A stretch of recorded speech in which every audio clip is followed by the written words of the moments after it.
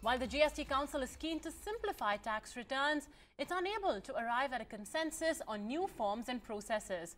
ET now learns a group of ministers may again seek help from Infosys non-executive chairman Nandan Nilekani. Remember, it was Infosys that had built the GST network and is often blamed by stakeholders for building a complex interface. Tushar Chakraborty joins us now with more details.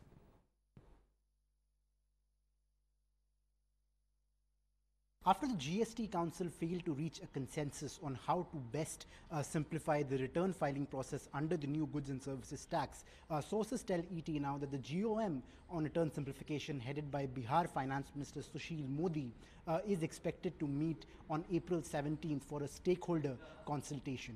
As far as the GoM is concerned, it will meet tax experts and industry bodies to figure out how to best simplify returns going forward.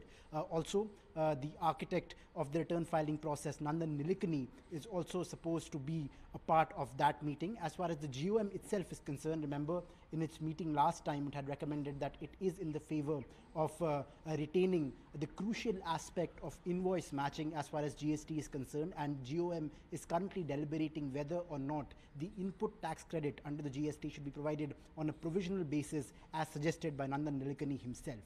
As far as reverse charge mechanism is concerned, the GoM on that, again headed by Bihar FM Sushil Modi, is expected to meet on April 16th, and the GoM will deliberate on the entire framework of RCM under the goods and services tax. It will decide who should be brought under the reverse charge mechanism, how it will function, and how it will help to plug tax evasion as far as GST is concerned. Remember, under the reverse charge mechanism, it is the buyer of goods who is liable to pay tax instead of the supplier. So two important meetings as far as the framework of the GST are lined up. It remains to be seen what decisions are made as far as return simplification and reverse charge mechanism are concerned.